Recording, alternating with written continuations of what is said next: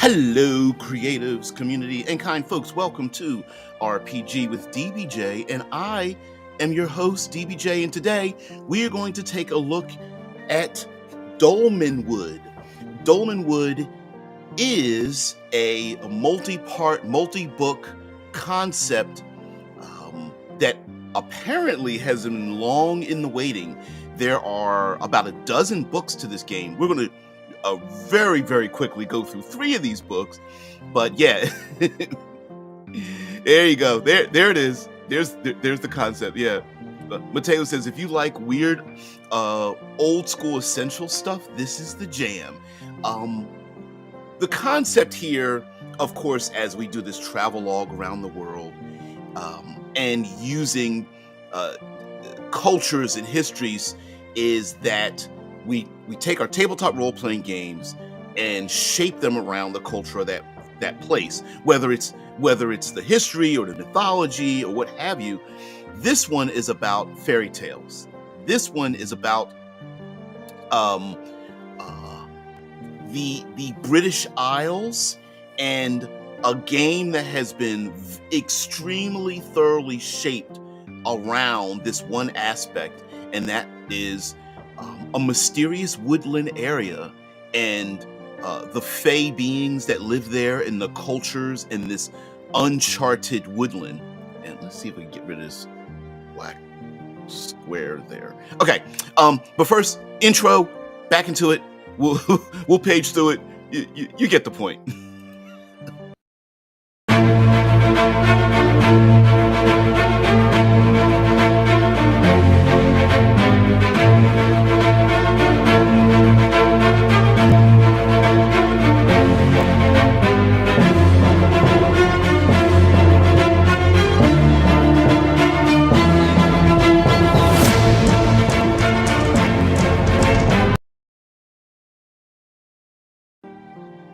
Hello again. This is Dolmenwood, and so that we don't waste too much time, this is the player's book, and we're going to also go through a number of the other books. So this is the player's book. Here we have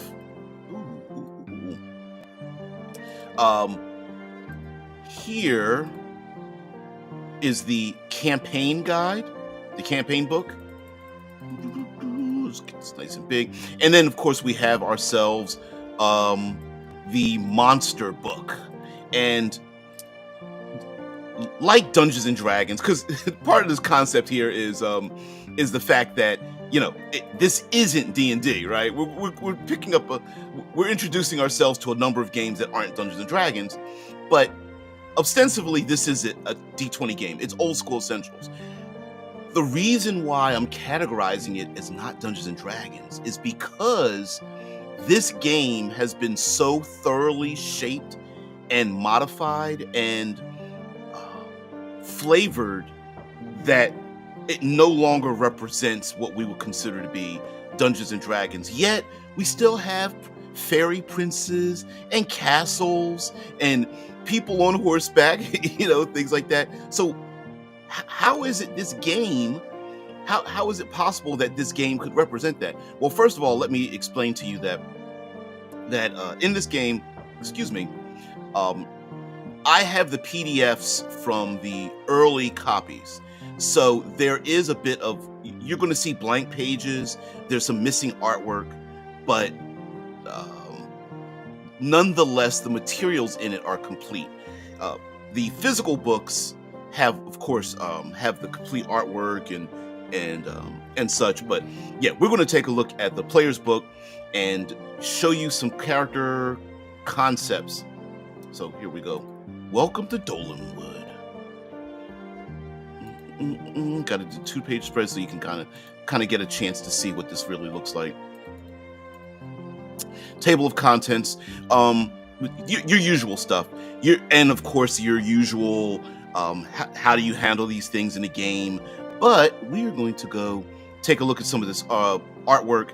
You'll notice that in this game, there's a bit of a whimsy to it.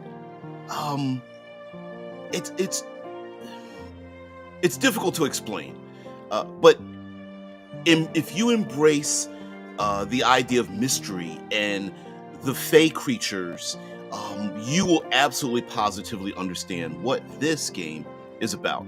And it talks about the first steps over here on the left, the wanderer's first steps into the tricksome and beguiling Dolmenwood. So imagine yourself living in this medieval period of time, and there is a mysterious woodland area. And the woodland area houses these fey creatures that have not only just come into the human lands, but pervaded the very culture, the foods they eat, the mysteries, some of the traditions to keep the fey creatures away, has completely embraced it to the point where there are fey and half fey creatures that have commingled into humanity themselves. And so on one hand, you might be a human being that come from a society that's like afraid of the woods and wants to stay away, but you yourself, you want to go in and find some of the great things that can be found in such a place. And so it gives you a breakdown. And right here on the left, there's some films and books you may want to take a look at. Films such as The Green Knight, Labyrinth, Legend, Princess Mononoke, Spirited Away, and The Wicker Man. And then television shows like Twin Peaks, just like, wow. And then it was one I thought looked good and I never took a look at. It was Jonathan Strange and Mr. Norrell, or Norrell. No. But yeah, so this is for the players to know. And again, here's another indie creator with putting all the information on one page, or at least a 1-page or 2-page spread. This seems to be the standard, I think, moving forward with indie creators, and I love it. So we have for players, intro to the folk and factions, Dolmenwood and the places that exist here. If you take a look at some of the names, it's pretty wild. So for example, for sentient beings, you've got Braggles, Mosslings, Fairy, and Demi-Fae. And then if we go onto the right side, we have like Castle Brackenwold and Dragon, the Shantywood Isle, Fort Vulgar, Hags Andi, High Hankel, Prigwort, Nagwood, Mulchgrove, very Fae inspired. So of course, this definitely lets you know that it's not complete, because this doesn't say Toto. This actually says to do. It means basically there may be some flavor text in here or a piece of artwork that the layout isn't done yet, and the individuals that were part of this layout had things to do to lay it out there. So of course we have terminology. We get all this gaming terminology. If you're familiar with Advanced Dungeons and Dragons and old school essentials, you'll absolutely understand what the hell's going on in this game. So classically for Dungeons and Dragons, it does work out that way. Here we have the summary of classes. On the right page, we've got the cleric, the enchanter, fighter. We have a friar, hunter, the knight, the magician, the minstrel, and the thief. And so it is a throwback to other character classes prior to the rogue existing and the warlock, but moving a little further into the Fey realm. So we've got like a hunter, enchanter, and minstrel rather than like a bard. You've got a magician instead of others, a friar, which is kind of cool. So let's go down to, let's go take a look at the races, the species, the Fey creatures that you can play. So they're known as kindred, and of course there are mortals, fairies, and demi-Fae. And embracing the Fey culture, mythology, you could have been a changeling, like a human being or human child that was stolen away and drawn into the Fey realm and then enchanted by virtue of just like being raised under Fey creatures. So don't think biology in here. This is definitely arcane. So Braggles are the goat people. They have horns, and they are They can intermingle and intermarriage, marry with humans, but they are ranked by the length of their horns. So if you're a first level character, your horns are 1 inch tall. You get the like ninth level, you have like 14-inch horns, and so that's how they that's what their social ranking is. And like any great OSR game, you gotta have some random tables. Of course, used by the players and the game master when you need to come up with something on the fly, or you're doing you want to be surprised about the outcome. And you don't have to do this literally at the table. You can do this for prepping, but yeah, Braggle backgrounds, trinkets, and then all of the different ways that you can create your own unique Braggles in your world. I love this little image here with the pipe. It's just kind of cool. Then we have the elf, a classic elf. Ageless fairies who have crossed into the mortal world for reasons they seldom reveal. And these elves are vulnerable to cold iron. Sorry, let me go put. There it is. Vulnerable to cold iron. That makes a comeback in this world. It's very important. And then we have ourselves lots and lots of features for shaping your elf from the background that you have, and an old school or OSR type of thing here. When you have backgrounds for characters, is that there's no long giant skill list. There isn't anything like that. Usually a character has a background, a word or a phrase that describes what they used to be or how they were raised, or maybe some skills involved in it. And then that applies to the situation. We get to use that. So instead of having to roll dice and worry about success or failure, the game master can just go, you know what, you used to be a poet or a tailor or a thespian or a highway robber. Of course you know this thing. Game master gives out information and we just keep on moving on. So it's really cool. Let's get through the kindreds and I'll get to your comments here. The Grimmalkin. I've also heard it pronounced as Greymalkin, but the Grimmalkin here are feline fairies who shift between 3 different forms. And if you take a look here, there it is, the cat. We've got the Chester, the Wilder, once a day, and of course they are vulnerable to cold iron because they are fey creatures. The classic Cheshire cat is what they look like, and of course they don't all look the same. Plenty of Greymalkin backgrounds, trinkets, and then on the right side we've got like, what does your head look like, your demeanor, desires, what does your face look like, your dress beliefs and fur. And of course, game masters out there, use those tables to flesh out your world as well. What are they dressed? Kind of cool to have like a cat here with the pocket watch hanging out. Although a cat with a cat is kind of a weird thing, but you know, Disney has done that plenty of times. Of course, we've got our humans, the folk of the day-to-day world, and all the variety we know. And as a player, you may be human, but not. You might be like a slightly fey touched if you wish. There's some names here, extra details, and then a lot of human backgrounds for how you were raised, what you look like, how you're dressed, and of course, the idea here is roll up some random stuff because maybe it might be something that you've never played before, or you might be inspired. And if you don't like that, make up whatever you want, right? And of course, OSR, definitely you want to take whatever your trinkets that you have and use that creatively in the game.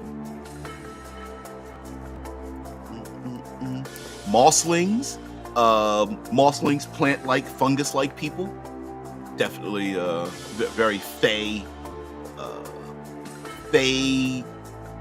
aside. Gnarled, woody humanoids whose fertile flesh hosts mosses, molds, and fungi. Symbiotic flesh. Infestation, some names, mossling backgrounds, what they look like. Love the artwork. The wood grew. are bat-faced demi-fae goblins known for their love of music, revelry, and arson. Revelry and arson. Why do I have to have arson in there? Anyway, there's a cool image down here. Of course, we got the backgrounds and the way they look. And if you want to make a comparison to classic Dungeons and Dragons, they kind of replace the goblins and halflings a little bit, and the mosslings are like your replacement for like dwarves. And then we get into the character classes. Let's see what you guys have to say here. There we go. Woo-hoo. Hey, A and Boom, what's going on? I've been running 2 Dolmenwood games. I'm very happy with it. Awesome.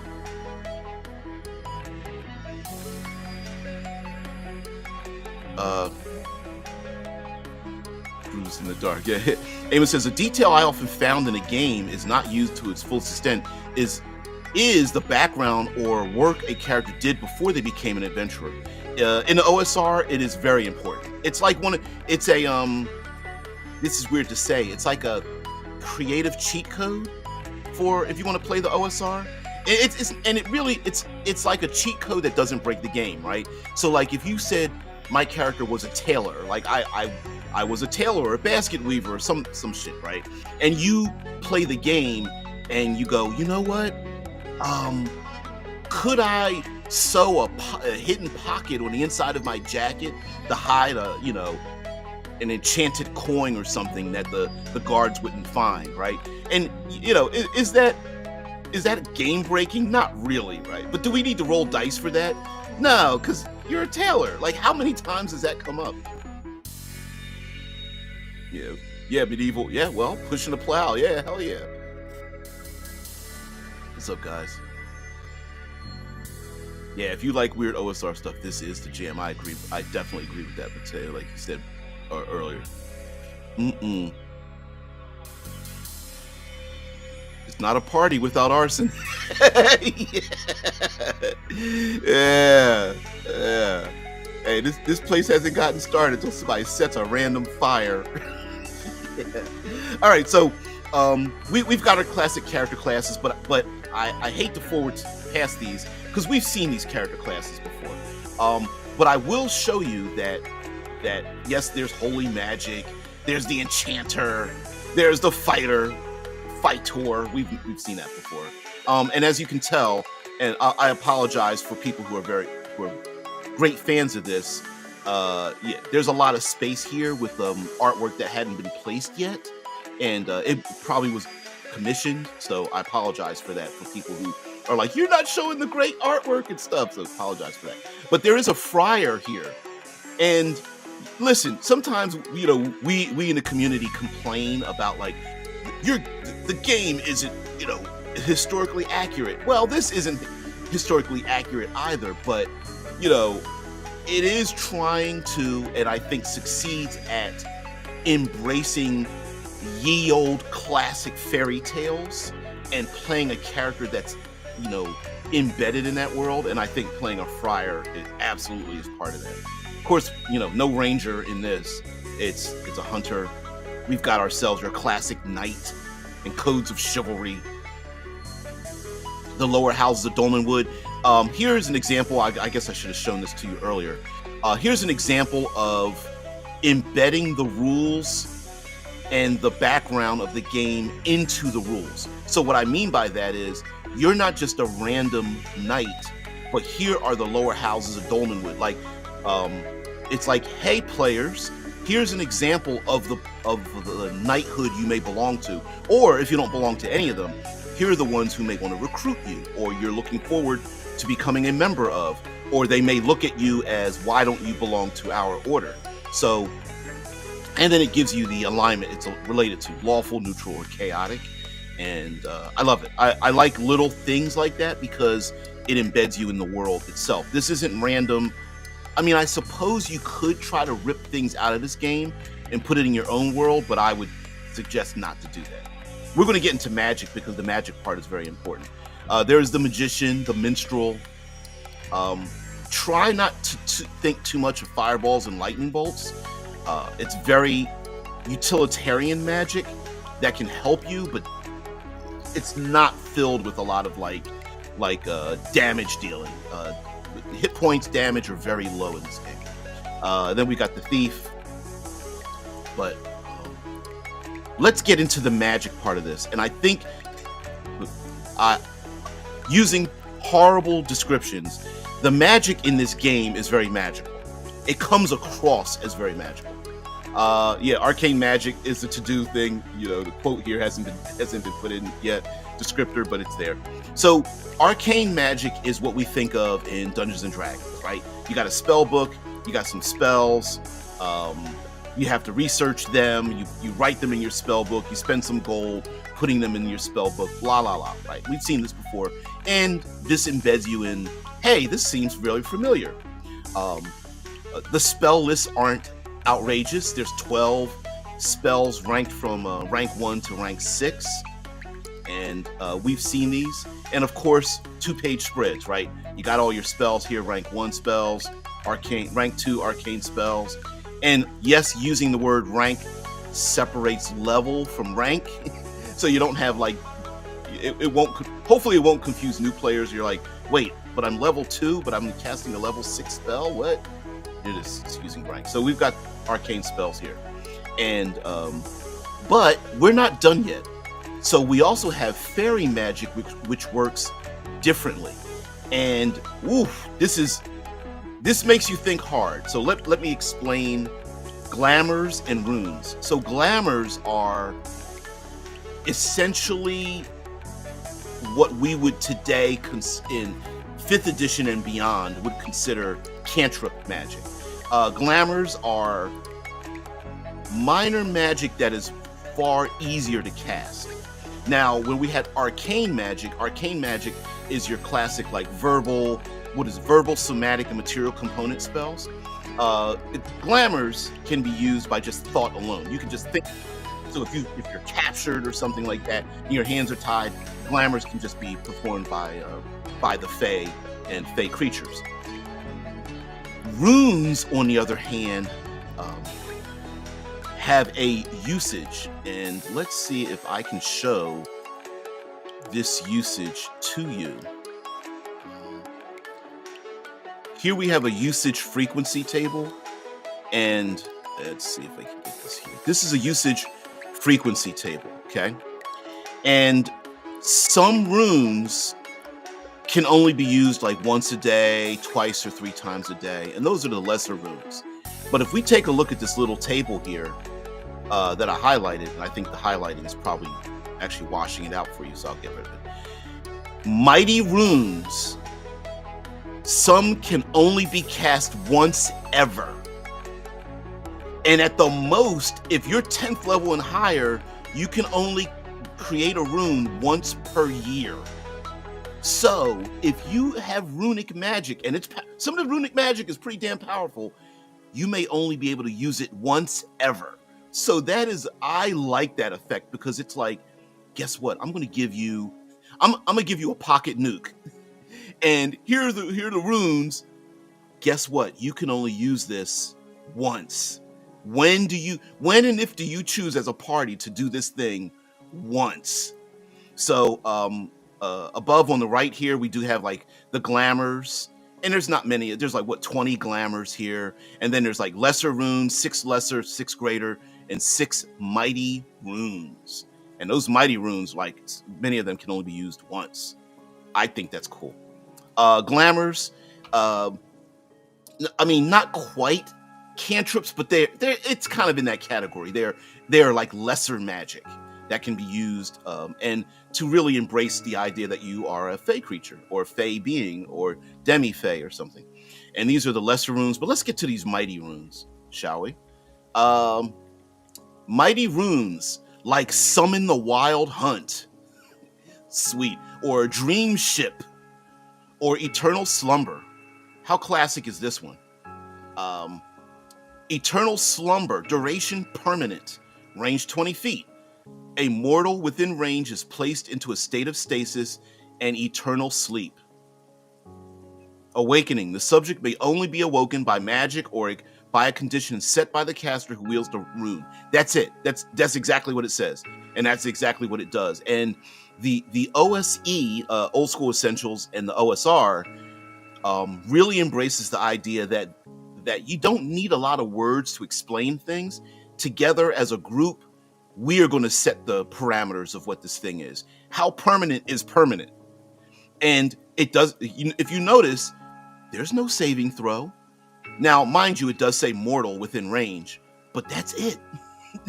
And bite the apple, or the poison, or prick your finger, eternal slumber. Yeah, rune of wishing, unravel death. There's even a rune of death is instant. Invoking the power of this rune brings death upon one or more mortals or animals within a 30-foot diameter area. A total of up to 4d8 levels of mortals or animals must save versus doom or die instantly. Creatures of the lowest level are affected first. And the restrictions, only mortals or animals of level 7 or lower are affected. But still, it's crazy. And then when do you use it? Now, I can hear some players that are like 5th edition players are like, well, what if they use it against my bad guy? And the point is, well, what if they use it, right? They may only be able to use it once, but it's awesome. Okay, second part of magic. Holy magic. From the spells bestowed upon devoted adherents of the Plurtine Church. So if you take a look to the right of these holy spells, you'll notice that on these lists, there's the name of the spell, and then to really embed it into the world, it's an associated saint, and then a name of prayer related to that thing. And so in order to gain spells, you may have to pray for the spells, and guess what? Maybe you might have to be praying at a shrine to a specific saint related to that spell, again, embedding it in the world, so that, hey, if you want a healing spell or a blessed spell or something like that, you better pray to that specific saint. And then the name of the prayer that is done, and maybe other people like NPCs will actually know what kind of prayer you're saying. Anyway, it's just great flavor. It's great flavor to like have the cleric spells, the holy spells related to specific saints, and I like it. I like it a lot. And as a matter of fact, under each of the spells, you'll see under each spell is what the saint did in order to make that thing happen. So the miracle, so here's the light spell, and the prayer name is Saint Fogarty's Benediction, and the miracle is Saint Fogarty of the Cup. Fogarty spent his dotage ministrating to an isolated community of peat cutters. When a party of pilgrims lost their way in the peat bogs one night, Fogarty commanded the marsh lights to lead them to safety. And then it says patronages here, lost travelers, and peat cutters. And then you could absolutely positively apply that into the game.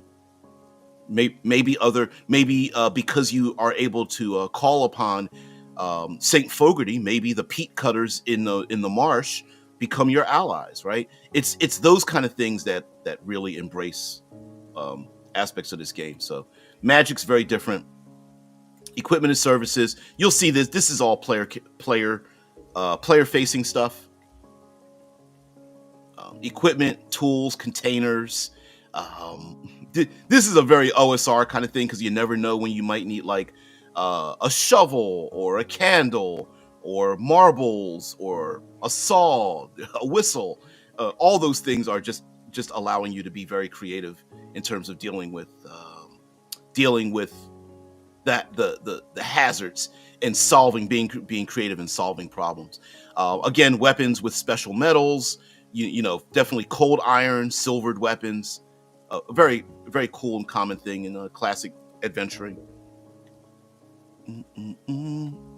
Horses and vehicles. We've seen all this kind of stuff before. Not that it's not interesting, but we've seen it. And then the adventuring section for this player's guide.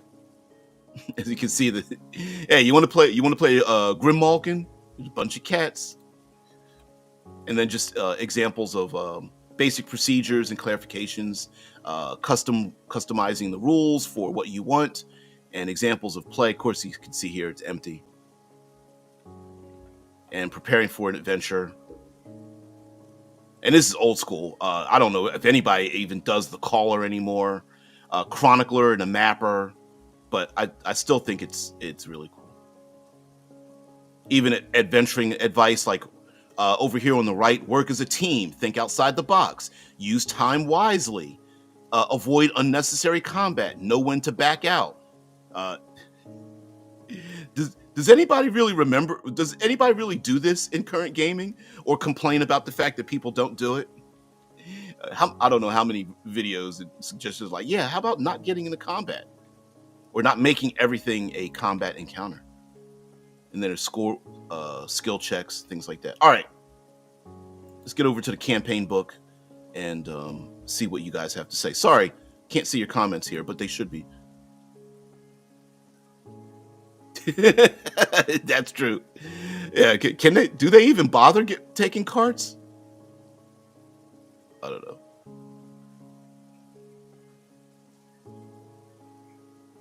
There we go. So going backwards into your comments here. There we go. Sorry. Yeah, brother Tuck with the friar. Yeah. Got the shaved top of the head so that you can be that much closer to the divine.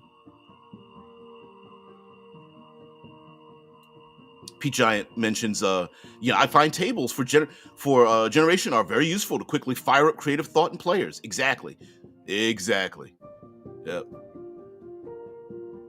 A character I made recently is a toy maker, so it sounded totally plausible that he's able to sew her own hero costume. There you go. Yeah. Right.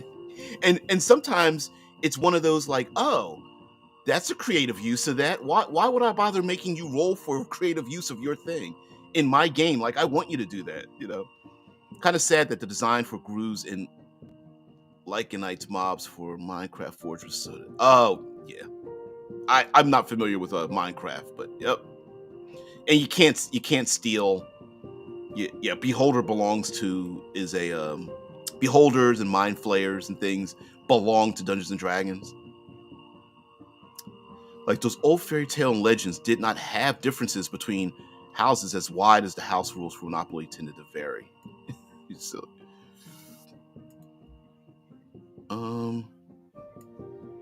my players in the Wednesday game are addicted to Pipe Leaf now and always try to find new blends, then use the optional rule for that Gandalf moment. That's funny. Yeah, Pipe Leaf. Yeah, find it. And it's fun and weird for players to get like attached to a certain thing, but it's like, hey, okay, right? It's really cool how and fun when players get to do that. And it honestly, with me, I've learned something that these games, these enculturated, mythological, historical games are designing for us. I'll talk about that towards the end. Anon says, I like the distance in the wording. Huh.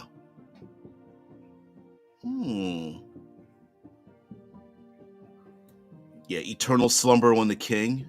Why not? Yep, casting that eternal spell. I think it's cool. And I like the fact that like you've got one use of this really powerful thing, and what do you do with it? Sounds like something that the prayer has to be a good poem with rhyming to get it to work, like the book that someone who can tell a rhyming poem could work magic, and someone from our world that's an English teacher thus becomes a powerful wizard there.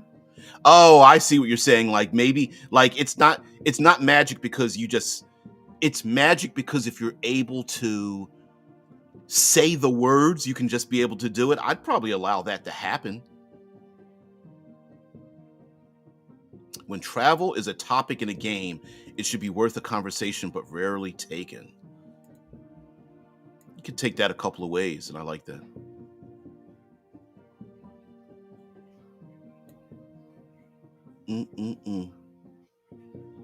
Yeah, because spell level and spell slots and character XP milestones created so much confusion at a table, especially when you come to like, hey, what's the level of a spell versus the level of another thing, So, yeah. So this is the second book, Adventure and Peril in the Fairy Tale Woods. And this is the campaign book. Essentially, it's the Dungeon Master's Guide, right? It's the campaign book. And one thing that's awesome in this book here is the fact that this embeds us into the world. And we are going to go, well, first, real quick, artwork. And part one is Secrets of Dolmenwood. So it's not really rules. It's more like, hey, game master, dungeon master, whatever. These are things that you should know that the players are going to uncover. What are the secrets? And I like the fact that it starts out that way. So here we talk about like Secrets of Dolmenwood. There's part two is the factions and powers that operate in this wood, in the dark woods. And of course, it's always going into the unknown and finding out what's there. But we're going to get into some of the maps. So here is a map of the region. And what I like about this game is that it is very confined. And when I say confined, I don't mean that in a bad way. This map of the region is used multiple times, a couple dozen times. I want to say at least a dozen times or more. And what happens is a lot of it is overlaid with information, stories, elements because of this dark wood. And I like the fact that it's making no apologies. No, your players are going to go adventure in the dark wood. That's what you're going to do. The game is built around that, and this is it. So here we've got Dwelmferg and Aldweld. I know I'm butchering the pronunciations. And it gives you information about that. The Fever Marsh, Hag's Addle, the High Wold, Lake Longmire. And again, this is the exact same map, but it's giving you information about those regions so that you can run the game and uncover the things within those regions. I like the names too. The Table Downs, the Tithelands, the Nagwood, Castle Brackenwold, and whatnot. And again, the exact same map talks about the outer reaches,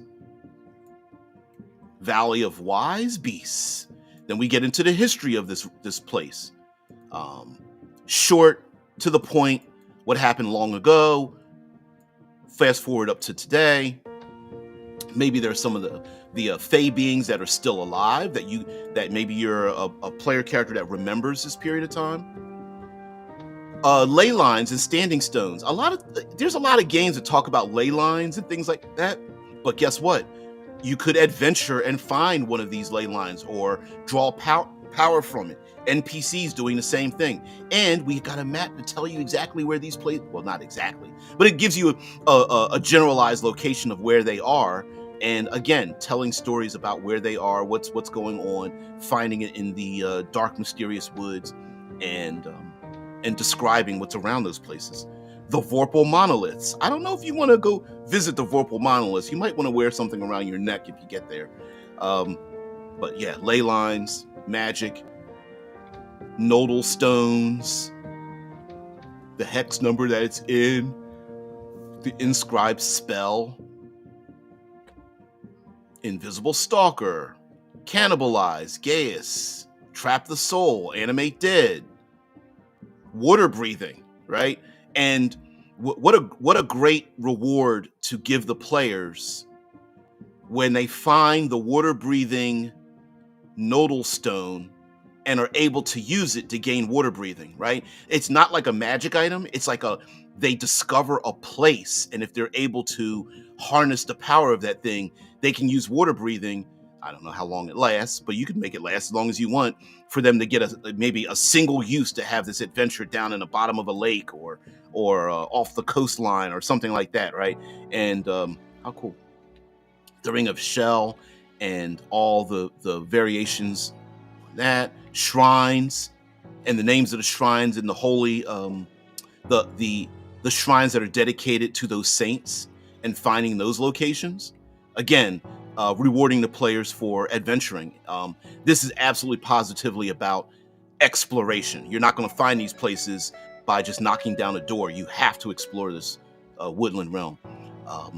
Here's the fairy realms and the fairy doors to go into the Fey realms.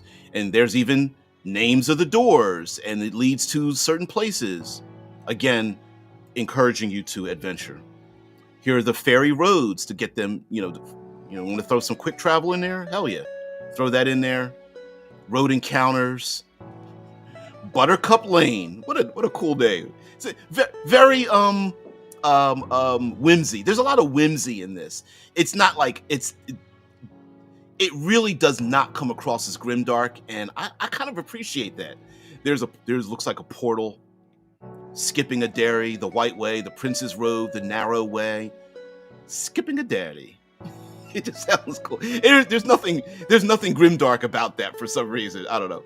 Fairy nobles and their domains. Of course, you have to have fairy nobles and their weird desires. Here's a piece of artwork with a lot of color to it, of course.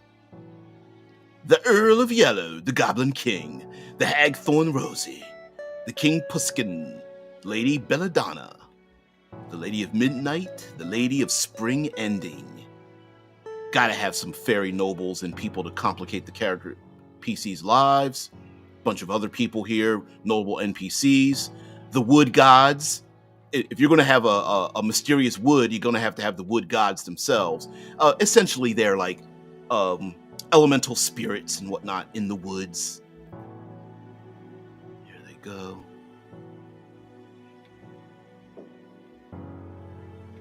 Factions and powers.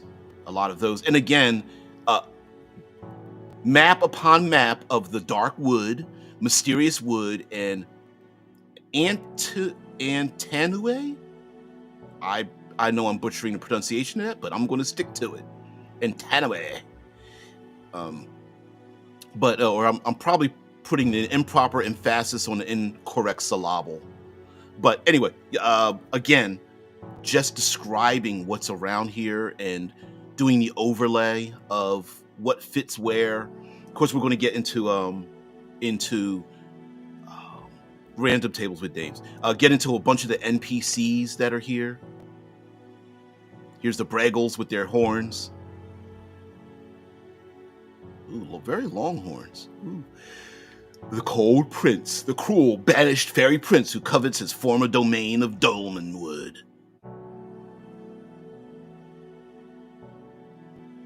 Yeah, you look evil with your damn wig on, covering up that lice.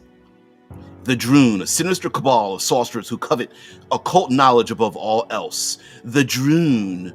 I suppose if you wanted to make a comparison, the Droon are like sinister druids, I suppose. Droons and the Drunic cults and their followers. Human nobility, again, overlaid. Lots of ways to have conflict running into these individuals.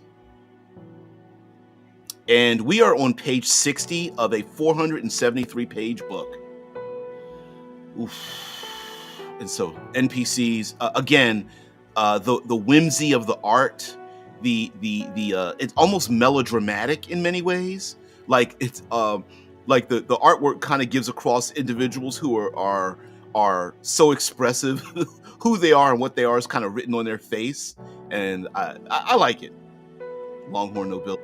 So it goes on and on and on. And again, 2-page spreads, right? We've got our members, we've got the individuals, we've got our Fey beings, Plortine, the Plortine Church, and enclaves of the church, and what plenty of adventures. Go out there to the shrines, or consecrate a place that has been overrun by evil. D100 Saints of the Dolmenwood. I don't know if you'll ever get. I don't know if anybody's going to even get through a dozen of them, but yeah, there's 100. And there's some images of people. Witches. Gotta get some witches in the woods. Enclaves of the witches. So on and so forth. It goes on and on. And there's the campaigns in the Dolmenwood, exploring the wild.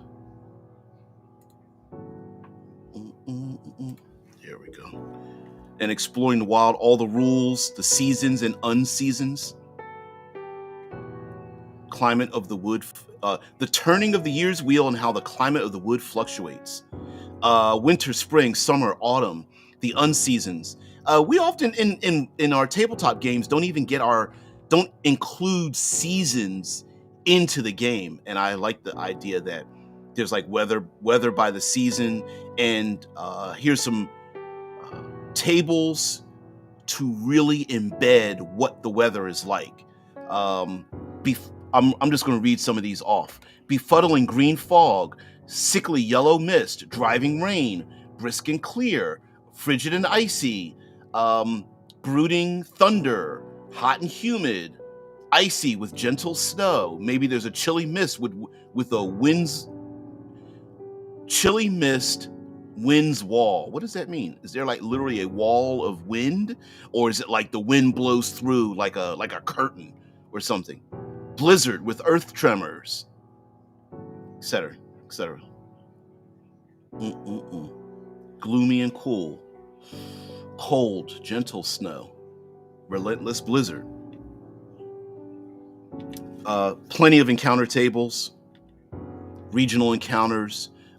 Regional encounter tables specific to the types of animals, monsters, daytime, nighttime, and the region that it associates with the maps that we saw ahead. Aldwell, the Aquatic, the Fever Marsh, Nagwood, Hag's Addle, Mulch Grove, specific tables. So the tools, a lot of times random tables get like, you're like, random tables suck. Well, if you're using the incorrect tool for the job, yes. But these tables are specified to those regions, and I like it. Fishing. I don't know if you should have your back to the marsh there, dude, but what can be caught in the ponds, streams, and lakes of Dolmenwood? You might find something by accident. Here's some foraging with edible plants, and I'm sure you can find some other edible fungi and some fun things with that. Hunting, if you're into that. The game animals of Dolmenwood and how to hunt them. And game animals, lots of game animals depending on where you're at and what you would find there. And then settlements and all the names of the settlements that you're going to go to. Is that pronounced Blackswell or Blakeswell? I don't know. All the places in the city. Castle Brackenwold and the same thing. Places marked out. And before I get back to your comments, if you notice on this map of Castle Brackenwold, you'll notice that the artwork is kind of undefined. And that's a good thing, because you can kind of like, it gives you enough information to go, oh, this is what the place is like, without putting it in, making it so concrete that you can't blend it, shape it, twist it, and modify it for what you want. So, all the places in the city. Of course, you're going to come to like, everyone wants to find like the blacksmith or the religious place and whatnot, but a bunch of other things. Fool's Row, the Sunken Gate, the Herb Gardens, blah, blah, blah. Again, 2-page spreads. Cobden on the Shiver. A thriving village of Cobbins ruled by cruel crookhorn ruffians. Don't know what the hell that means, and I love it. Dolmenwood. Love this game. Let's see.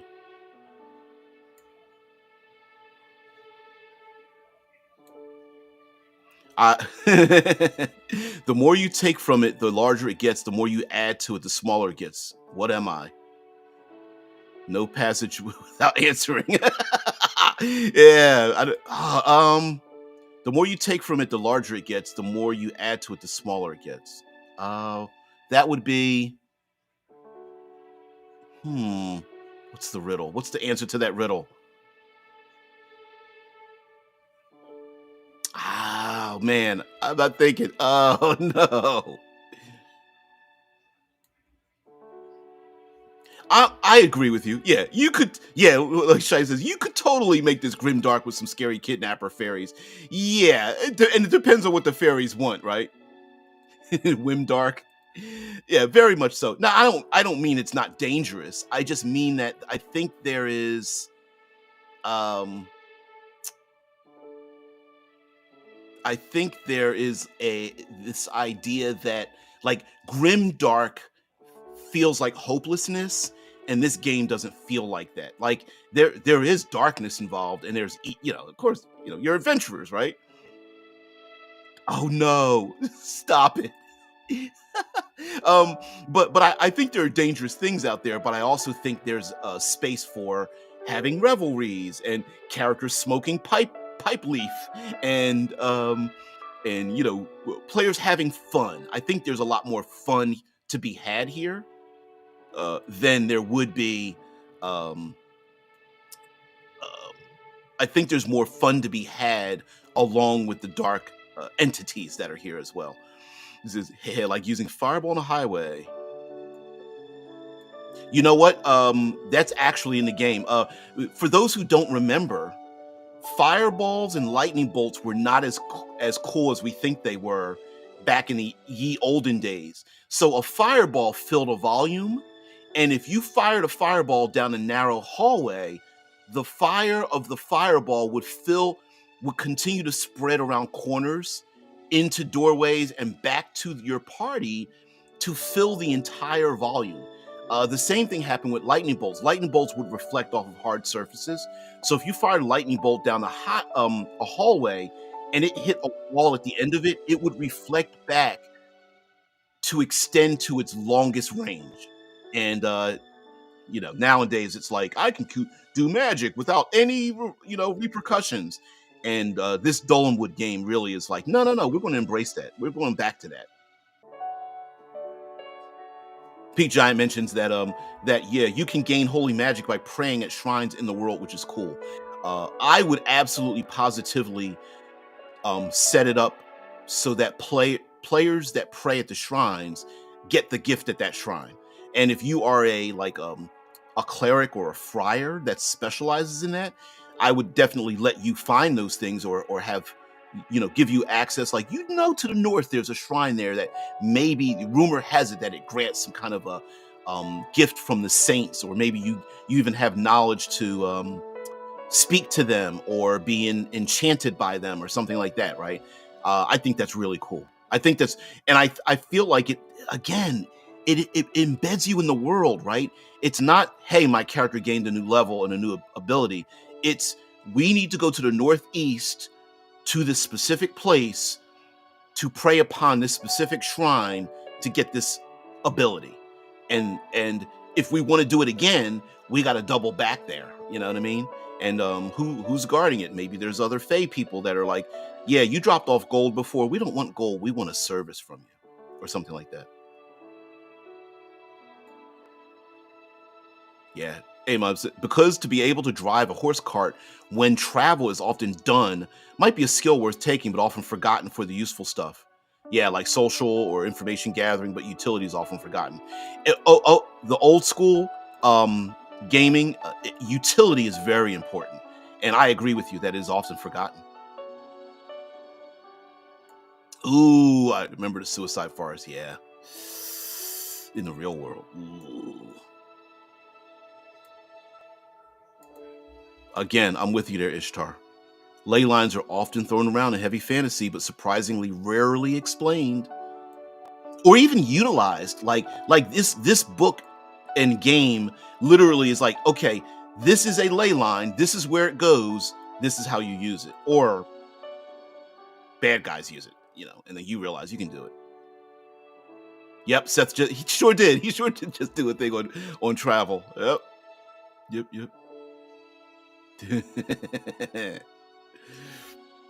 I should put this here. Let me put this up here because you guys are talking a whole lot.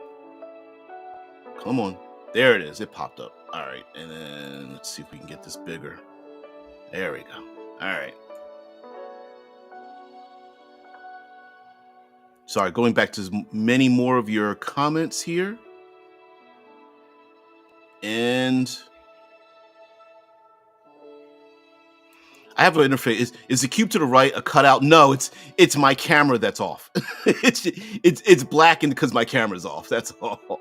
But I don't have the ability to turn the camera off. Let me see if I can do this.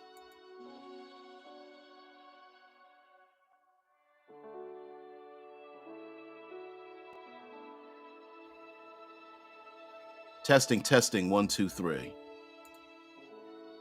I hope I still have audio, because I did think I think if I turn myself off, my camera goes off and then my audio goes out, which is stupid. I'd have to go back into the settings. Dolmenwood. Does Dolmenwood have a Smokey the Bear? Oh, you can hear me? Okay, cool. All right. Let's finish through this and get you guys out of here. But anyway, these are all the locations in the wood, in the Dolmenwood. I kept calling it Dolmenwood. It's Dolmenwood. Drag and the Shanty Isle, and these are like, if you can zoom into these locations, it gives you a little bit more detail. And again, if you delve into this game, you can make whatever you want, right? Fort Vulgar. It's like the fact it's called Fort Vulgar. Like that doesn't sound good at all. It's like going to a place known as like the Shadow Dagger, or it's like, I don't know. High Hankle, ancient capital of the high-walled and burgeoning city of hedonism. I love the hedonism. High Hankle encounters day and night. Bunch of different locations. 2-page spreads, just enough information for you to get an idea of what it is. Places like Langshan. 2-page spreads. And stop right here. Nedry's Reach. And here we have hex description. So if you want to do a point crawl or hex crawl, here's some ways to create some. What's in those hexes on the map. Spectralmance, Reed Wall. Tells you about encounters in those particular hexes. Golden Goose, the Phantom Lighthouse. And then you could mix and match these on your own maps. As you can tell here, they are zeroing in on a specific location so that you can kind of tell, like, okay, you know what, if you see this somewhere else, here it is. And that this way your mind is not going like, wait a minute, am I to the north or the south or east or west? Doesn't matter. Immensely of the Florigriffus. I am butchering the pronunciation. The outlook in the red monolith. And give some details about these places. And as you can definitely see, it's just zeroing in on one hex and telling you a little bit about it and what you can find there, and then use that information further in the rest of the book. The Wishing Pit, Grave of the Albrethon and Haleth Tor. Rusty brown bog riddled with sluggish waterways, clumps of raised drier ground dotted with cairns.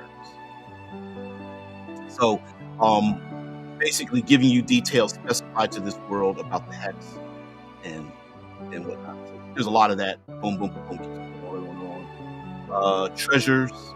Gotta have yourself some treasures.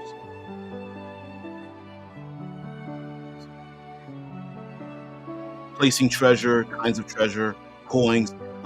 If you're not familiar with this from like AD&D, there's like different types of treasure hoards, oftentimes noted by a letter number combination. Like here we've got C1 through C12, R1, M1, and those letter designations are oftentimes located near monsters, which we want to get to the monsters in this moment, and then we're going to get out of here. Gems and artwork. Gems and art objects were very important in the OSR and of course OSE because their value far outweighed their encumbrance. So useless to carry 10,000 gold, far better to carry a gemstone or an art object or a valuable object worth 10,000 that you could literally put in your back pocket. Right? So So finding like gemstones was always important, and then finding things like cutlery, furniture, spices, statuettes, um, paintings, things like that were always magic items, amulets, talismans, and then again 2-page spreads, magic armor, and different abilities. Magic armor has oddities, magic bombs and bombs. Lastly, let's go here to Dolmenwood, Dolmenwood Monster Book. So, um,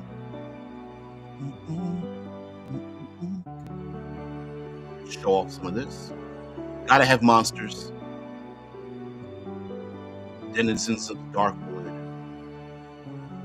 Monster statistics just tells you what you're gonna find in here, and then boom, we get into the monsters themselves. Actually, let me see. Daenerys. You do have audio? Okay. Let me take the overlay down so that you can see this for just a moment. Here. And some classic monsters and some that are brand new. The Barrow Boogie, Basilisk,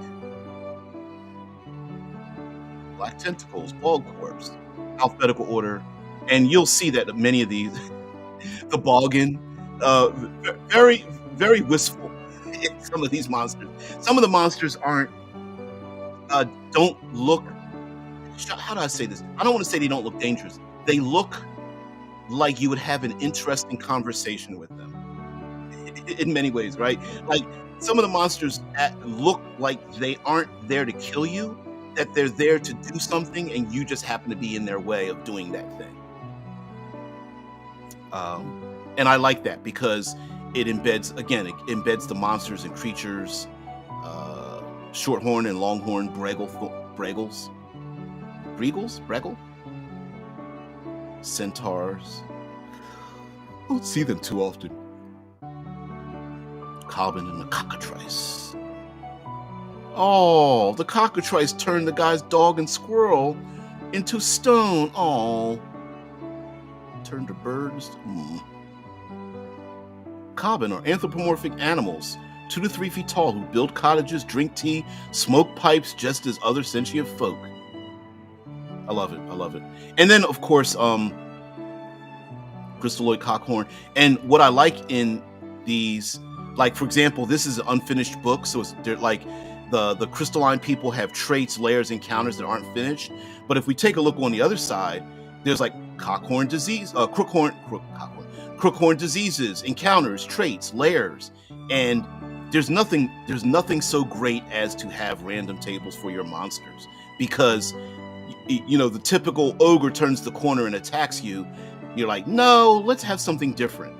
And with the traits, the encounters, names, what their purpose is, what their goals are, is just so much better because it makes every single time you encounter them unique, or at least you can make them unique in case you're about to roll your eyes and go, this is going to be another boring encounter with some goblins. Well, no, that it's a boring encounter because you're allowing it to be that way. But when you have a tool available for you, you can do that. Elf Knights, Elf Wanderer. Let's get to some goblins or something. Gargoyle. Body shape, traits, head, layers. Like we in the game, gargoyles. Oh, they're winged monsters. But under this, body shape, a coiled serpent, eagle, emaciated human, 4-armed human, a goat-hoofed human, a lion with hawk talons, a long-limbed lion, an obese human, pudgy child, right? Reskin, reflavor, reuse, and this gives you just permission to do that. Gelatinous Hulk instead of a cube. It doesn't have to be a cube at all. The ghoul, goblin. Got to have some goblin encounters. Different body shapes, traits, encounters. Body shape, rotund, slight, huge pot belly, hunched, long-limbed, crawl on all fours, stocky frame, wayfish. Just make it. You got 3 goblins, you got 3 different ways to make them unique. And again, a lot of these monsters just look like you want to just have, like you're probably going to get into a very strange conversation that if you don't get out of it or appease them, it's going to turn very, very dark. Headless hunter, headless horseman there, jack-o'-lantern, kelpie. The mannequin, marsh lanterns, manticore. So lots of classic fae monster type things, and some that we realize from Dungeons and Dragons, and then there's a bunch of other ones in here as well.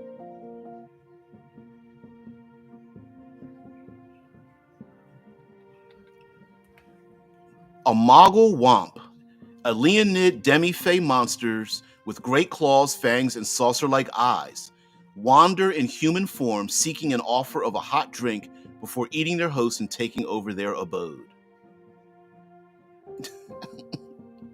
Says all you need. All right. So, anyway, let me get some artwork here. Let's get to... There we go. Right there. We'll stop right here and let you guys go. But I wanted to introduce Dolmenwood.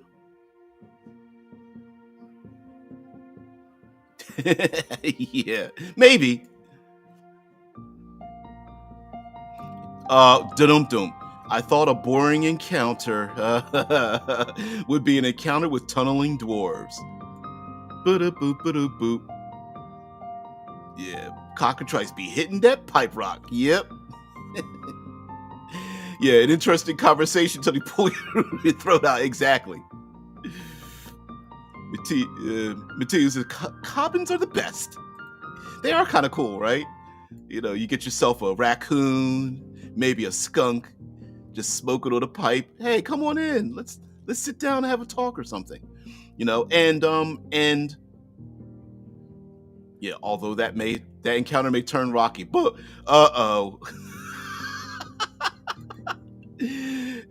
you guys and your one-liners, I swear. All right, guys. So thank you very much for letting me show this off. We are still Marsh Wiggles, Moggle Womp. I don't know. I don't think there's any I don't think I page passed any Marsh Wiggles. Let's see. We've got Mugwudge, because that's different than the Mold Orc or the Mossling. But we do have the Moggle Womp and the Merfawn. A Merfawn. He's like, hey, what's up? Everybody likes to smoke around here. Drink tea and smoke. Nope. No muggles. Monster book. There we go. There's the bestiary for your wait a minute. Appendices. Boop, boop, boop, boop. That's what I meant. Any appendices, that just gives you adventures. These are basically your humans and humanoids, and all their breakdowns. Like right here, magician, level 1 magician apprentice, level 3 magician conjurer, level 5 magician wizard. Pretty simple stuff. Adventuring parties and their alignment, what their quest is. Gotta have your adventuring parties. That's a cool adventuring party right here. Everybody loves the non-humans, and there's a lot of that in here. Everyday mortals, of course, fortune tellers, animals, bunch of animals. Nobody likes to kill the animals because they're just pretty much innocent. Puggle, purple worm, giant slugs, and then monster rumors. Folklore and idle speculation about the nature of Dolmenwood's creatures. And it is kind of cool. Like, here we go. The Cobbin. Originate in the Valley of Wise Beasts, worship the Nag Lord, enchant mortals with their cheerful songs, refuse to touch silver. And then some of these are true and some of these are false. But players might need to uncover this, right? So who knows? Like it says, enchant mortals with your cheerful songs. Maybe the players go around holding their ears like, la, la, la, la, la, I don't want to hear this. And the Cobbin is like, dude, what the hell's wrong with you? We're just having music and having fun. But they're like, they're going to enchant us with our songs. It's like, that's actually not true. But it is kind of fun to have something like that and play on it too. Either play on it and make it like fun, or you could make it a reward. Like, how are you going to fight these monsters that are so much better than you? Well, guess what? How about you don't do that? How about you find the rumors and find out what the rumors are, and then encounter those beings out in the Dolmenwood. So guys, thank you very much for letting me show this off. Thank you very much for being part of the show. We're gonna keep traveling around the various locations.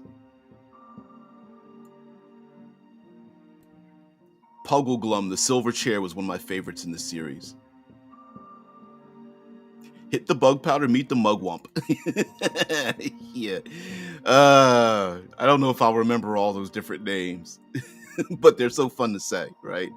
Very Harry Potterish. Marshwiggle is a creature from the Chronicles of Narnia. Oh, yeah, okay. I couldn't pick it. But I think it fits. All right, so we're going to keep traveling around Europe and the Mediterranean and into Africa and possibly, we'll stick with the Mediterranean. Maybe we'll go up into the Nordic region. There's some games out there which we're going to introduce to you, and I can't go any deeper. But I do want to say this. I love the fact that there's something that these enculturated role-playing games, whether it's based on fantasy D20 or not, that defeats something known as in the movie industry as spectacle creep. And I really, Naked Lunch. Wow, that's an oldie, but Naked Lunch screwed up my brain for like a year and a half after watching that damn thing. That really shifts the attention from saving the world to having fun with encounters. And I like the idea that we can change perspective by making something new and original and fun without always having to save the world. And a lot of these cultural specific games that are like, no, we're going to play in this world, in this mythology. And I like it. You guys are funny. Anyway, have a great day. I got to head off to work. You guys have a great day as well. Please take care. We will see thee tomorrow. Peace and tranquility.